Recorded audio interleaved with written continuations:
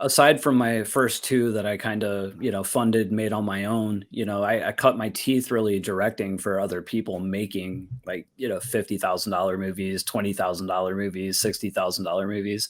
And I mean, between 2010, like 2014, these guys had a fucking, like, their business model was killing. Like they rarely lost money. Like the one producer, and again, I've never seen their books, but he would say, and he wasn't the bragging type, so I that's why I always kind of stuck in my head, and I kind of believed him, because he would never talk business. But one day he'd had a few to drink, and he was, we were talking about stuff, and I was saying, well, how many lose? And he was like, I'll tell you honest, dude, we've had like 3 break even, and we've never lost on any. And they had like 40 films, like, and they were killing.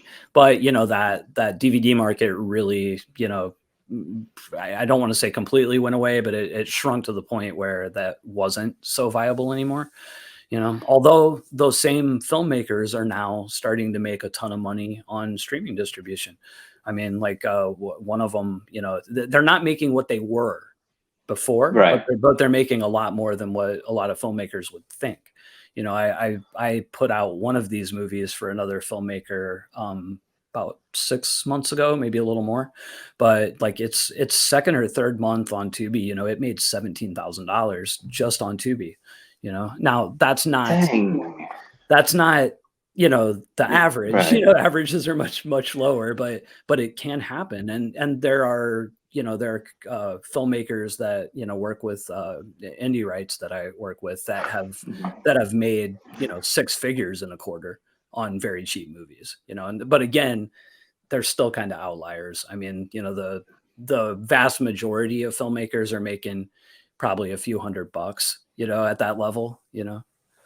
I would say. Yeah, definitely. I mean, indie right sounds like a great place also for, just depending on your interest level in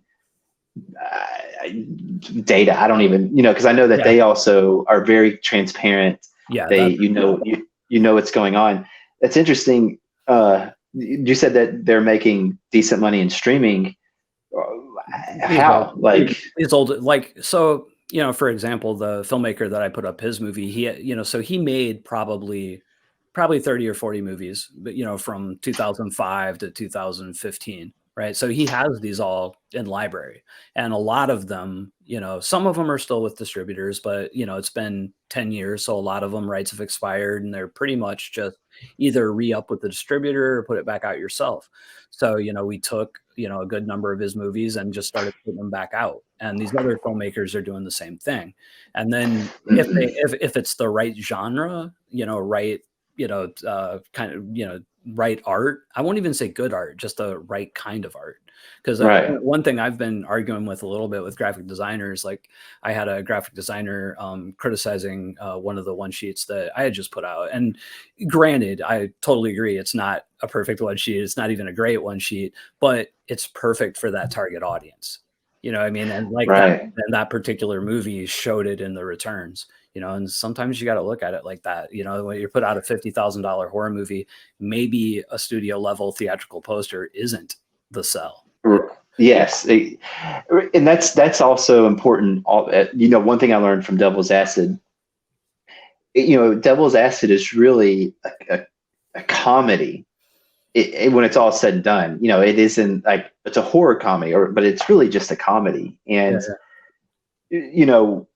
so how do you, in your mind, you think, okay, horror is like what you're doing here, but really it's stupid comedy. So like, how do you promote that? Do you promote it just as a comedy? Because if you do it just as a horror, you're really gonna, you're gonna disappoint your audience and they're gonna leave you bad reviews. But if you do it just as a comedy, you're just not gonna generate a lot of interest in something called Devil's Acid, Right. So but yeah, it's about being able to read the room, I guess, with what you actually have. And where your audience is. Yeah. Taking a hard look at what you have and being realistic about the level that it is. And I'm not saying not to try to reach higher or not, try to promote it the best you can with the slickest stuff you can. But sometimes like a super slick promo package for a micro budget movie is just going to feel like a bait and switch. like Exactly. yeah. Right. And it's almost, yes, because sometimes, I see there's this one kid out doing these, UFO things, and he's promoting it and pushing it, and there's something, yeah, there's something about that. Like, I know when I haven't watched the movie, but I know if I were to watch it, I wouldn't be expecting like the next Contact or, aliens. Like, it's a kid doing his art. Yeah. And, there's something about that, that human connection.